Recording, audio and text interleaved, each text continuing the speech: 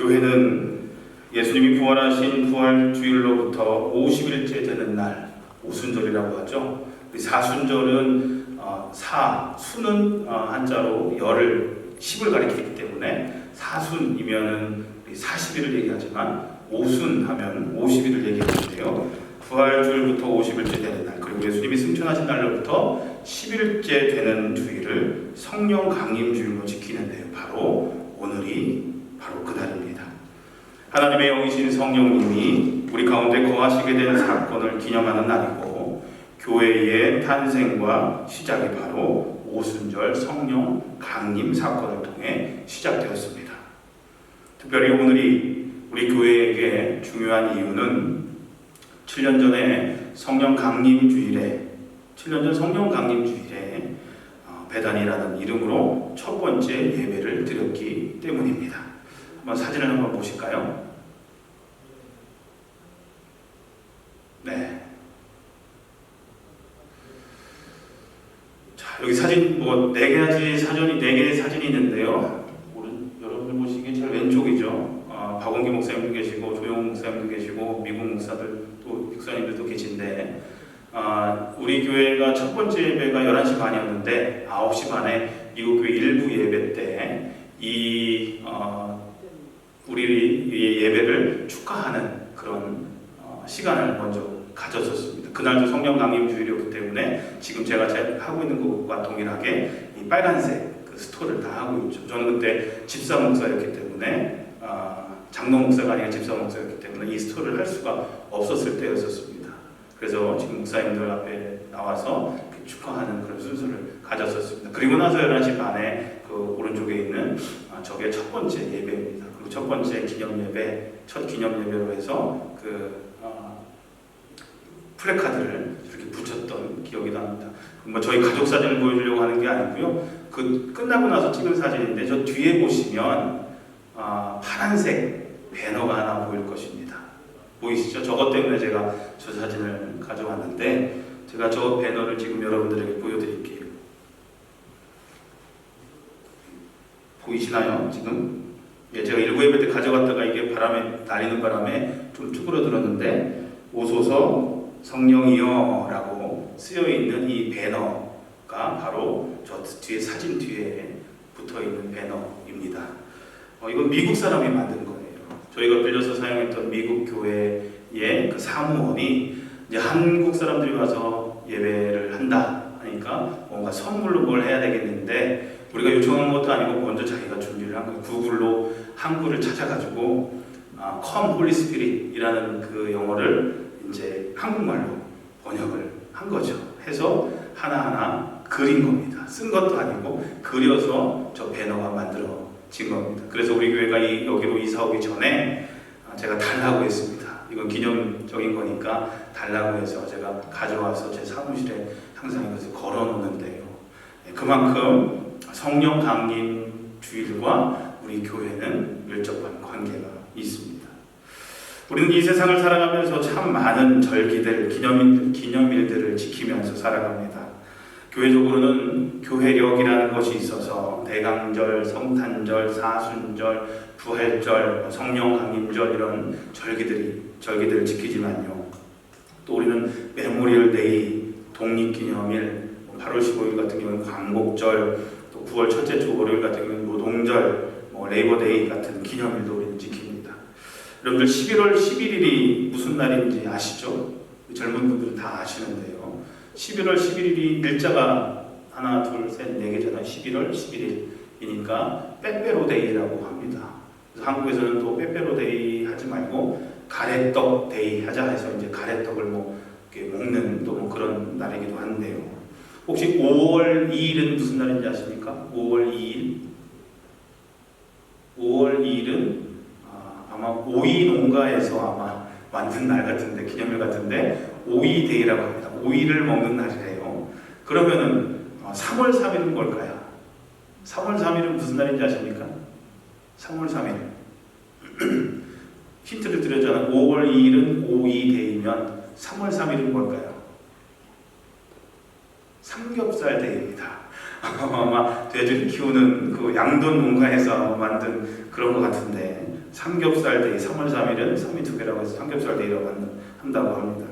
지난 10일 날, 5월 10일 날이 마더스 데이였고, 이제 아버지의 날이 다가옵니다. 6월 21일, 6월 셋째 주는 마더스 데이인데요.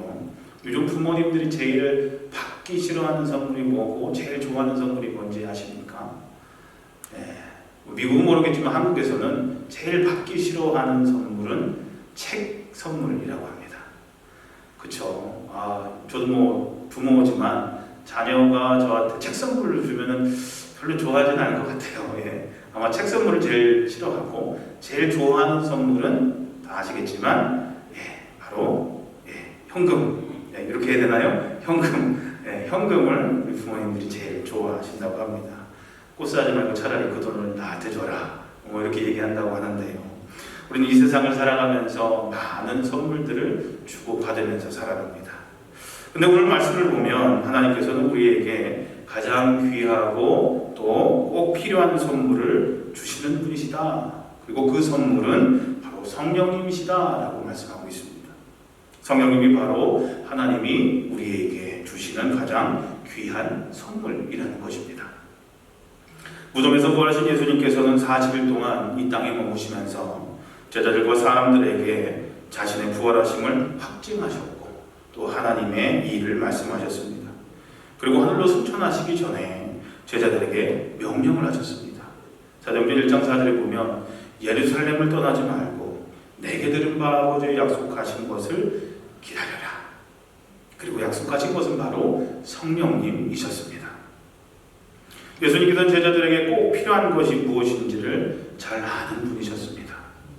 예수님은 제자들이 예수님께서 시작하신 하나님 나라 운동을 이어가려면 그들의 힘으로는 부족하다는 것을 잘 알고 계셨습니다.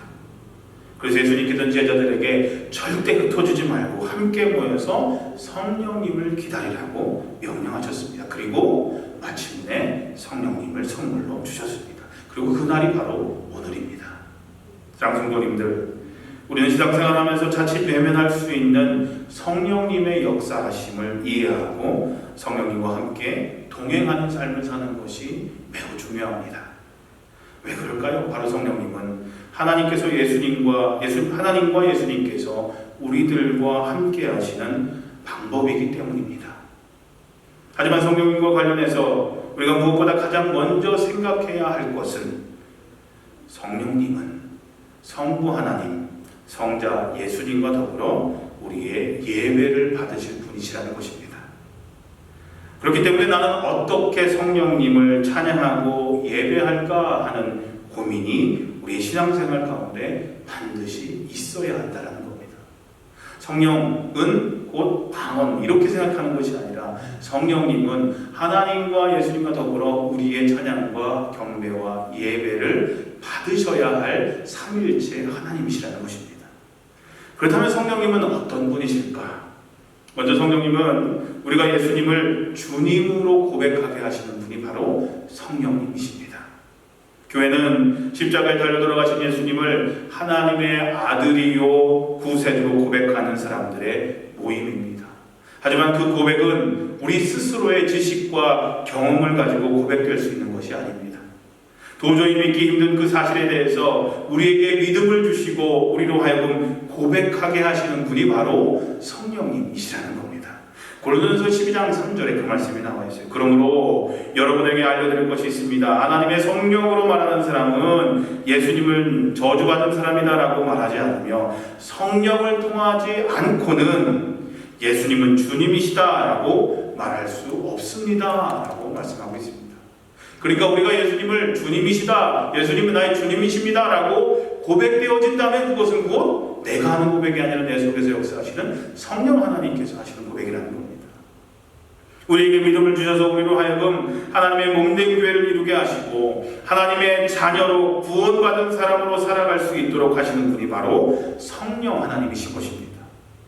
이 시간 우리가 비록 몸은 떨어져 있어서 여러분의 삶의 자리에서 여러분의 각자의 자리에서 예배하고 계시지만 이 시간 우리가 예배할 수 있는 것도 바로 성령님께서 우리에게 동일한 믿음의 고백을, 예수님은 주님이시다라고 고백할 수 있는 그 믿음의 고백을 우리에게 주셨기에 우리가 함께 이렇게 예배할 수 있게 된 것입니다. 성령님은 어떤 분이신가? 예수님을 주님으로 고백하게 하시는 분이시다라고 말씀드렸습니다. 두 번째로 성령님은 우리를 하나님의 말씀대로 살아갈 수 있도록 인도해 주시는 분이 바로 이 성령님이십니다. 에베소서 5장 18절에 우리가 잘 아는 여러 차례 말씀드렸던 말씀이 있습니다. 술 취하지 말라. 이는 방탕한 것이니, 우리가 읽는 성경에는 이는 방탕한 것이니라고 나와 있지만 우리가 좀 쉬운 성경으로 보자면 술 취하지 말라. 술 취하지 마십시오. 여러분의 영적인 삶을 갉아먹을 것입니다. 성령으로 충만해지도록 힘쓰십시오. 이렇게 쉬운 성경에는 기록되어 있습니다.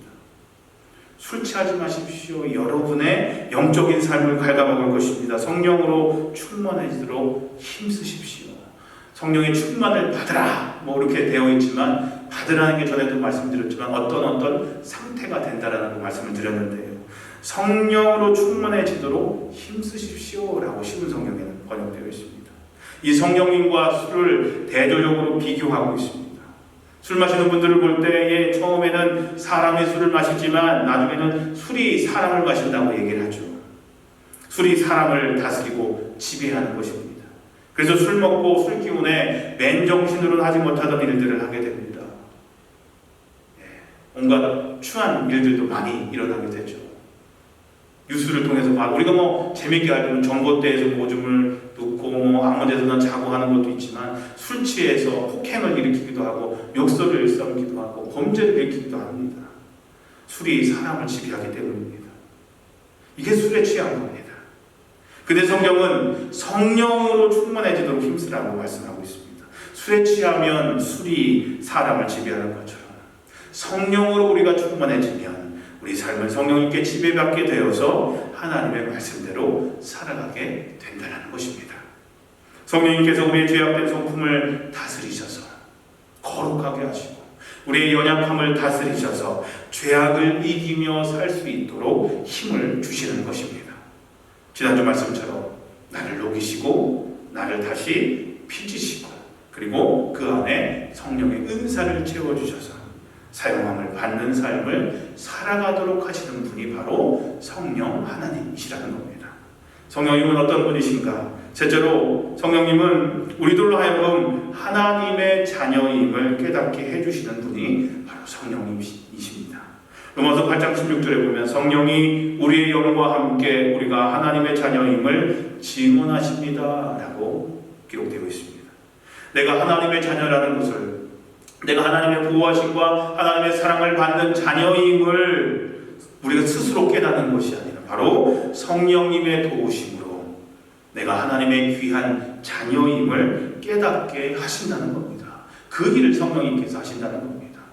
자, 세 가지 말씀드렸습니다. 그렇다면 성령님은 또 어떤 분이시냐? 마지막으로 성령님은 우리 삶 가운데 귀한 열매를 맺게 하시고 또 은사를 선물로 주시는 분이 바로 성령 하나님이십니다. 갈라디아서 5장 2절에 보면 5장 22절에서 23절에 보면 성령의 9가지 열매가 나옵니다. 성령의 열매는 사랑, 기쁨, 평화, 인내, 친절, 선함, 신실, 온유와 절제입니다. 이런 것들을 금할 법은 없습니다 라고 기록되어 있습니다. 우리가 성령님의 역사하신 가운데 성령님과 동행하는 삶을 살다 보면 이런 성령의 9가지 열매가 당연히 맺혀지게 된다는 겁니다. 여러분들의 삶 가운데 이런 성령의 열매, 사랑과 기쁨과 평화와 인내와 친절과 선함과 신실과 온유와 절제의 삶을 산다면, 그런 열매들을 맺어가는 삶을 산다면 여러분은 성령님께 인도하심을 받는 삶을 살아가는 겁니다. 여러분의 삶의 발자취들을 한번 되돌아보십시오. 예수를 믿고 난 뒤에 나의 삶의 발자취들을 되돌아보십시오. 이런 열매들이 맺히고 있는가? 심각하게 한번 생각해 보십시오. 그리고 은사를 선물로 주시는데 고린도전서 12장 8절에서 11절에 보면 사도 바울은 고린도 교인들에게 성령의 은사가 다양함을 이렇게 가르칩니다. 좀 길지만 제가 읽어드리겠습니다. 어떤 사람에게는 성령으로 지혜의 말씀을 주시고 어떤 사람에게는 같은 성령으로 지식의 말씀을 주십니다. 어떤 사람에게는 같은 성령으로 믿음을 주시고 어떤 사람에게는 같은 성령으로 병 고치는 은사를 주십니다. 어떤 사람에게는 기적을 행하는 능력을 주시고 어떤 사람에게는 예언하는 은사를 주시고 어떤 사람에게는 영을 분별하는 은사를 주십니다. 어떤 사람에게는 여러 가지 방언을 말하는 은사를 주시고 어떤 사람에게는 그 방언을 통역하는 은사를 주십니다. 이 모든 일은 한 분이신 같은 성령이 하시며 그분은 자기가 원하는 대로 각 사람에게 은사를 나누어 주십니다 라고 기록되어 있습니다. 그런데 안타까운 것은 많은 그리스도인들이 고린도전서의 말씀만 보고서 성령의 은사에 대해서 오해하는 경우가 많다는 것입니다. 왜냐하면 사도 바울이 고린도서 12장에서 은사에 대해서 설명하면서 병 고치는 은사, 기적을 행하는 그런 능력, 예언하는 은사, 방언을 말하는 은사, 그 방언을 통역하는 은사 등 너무 신령해 보이는 것들을 많이 소개했기 때문입니다. 그래서 우리가 가지고 있는 고정관념이 있죠. 성령의 은사 하면 뭐가 제일 먼저 떠오르십니까? 방언이 제일 먼저 떠오르시죠. 그리고 신령하고 신비한 것들, 뭐 그런 것들만 생각을 하시죠. 부흥회 때 막 소리 지르면서 뭐 기도하는 뭐 그런 것들만 성령 하면 떠오르는 생각들인데요. 그렇게 단순한 생각을 갖고 있는 그리스도인들이 의외로 많이 있습니다. 그래서 성령의 은사에 대해서 이러한 생각을 갖고 있는 그리스도인들은 성령의 은사가 자기들과는 별로 상관이 없는 것으로 생각하기 쉽습니다. 그래서 성령의 은사들은 나처럼 조용히 신앙생활하고 싶은 사람들은 필요 없고 지나치게 열성적이거나 신비한 것을 좋아하는 사람들, 그런 사람들에게만 필요하고 좋아하는 것들이지 나처럼 조용히 기도하고 조용히 신앙생활하는 사람들은 보통의 그리스도인들에게는 해당되지 않는 것이라고 생각하기 쉽습니다. 엄청난 오해입니다. 그래서 그 오해가 나는 성령의 은사를 갖고 싶지도 않고 가질 필요도 없다라고 생각하게 만듭니다. 하도 옛날 한국교회에서 방언 받아야 한다 하니까 저도 어렸을 때 그런 얘기를 너무 많이 들었거든요. 교회 부흥회 오면 부흥 강사들이 그래요. 방언 받아야 된다고 계속 방언만 얘기를 해요. 그러니까 성령의 은사는 방언밖에 없는 걸로 생각을 하는 거죠. 방언이 은사를 대표하는 것으로 생각하는데 아닙니다. 절대. 잘못된 생각입니다. 왜냐하면 성경에서 말하는 성령의 은사들은 조금 전에 말씀드렸던 것보다 훨씬 다양하기 때문입니다. 예를 들어서 로마서 12장에 보면은 하나님께서 우리에게 주신 은혜를 따라서 우리는 저마다 다른 신령한 선물을 가지고 있습니다. 가령 그것이 예언이면 믿음의 정도에 맞게 예언할 것이요, 섬기는 일이면 섬기는 일에 힘써야 합니다. 또 가르치는 사람이면 가르치는 일에, 위로하는 사람이면 위로하는 일에 힘을 쓸 것이요, 나누어주는 사람은 순수한 마음으로, 지도하는 사람은 열성으로, 자선을 베푸는 사람은 기쁜 마음으로 일을 해야 합니다 라고 고백합니다.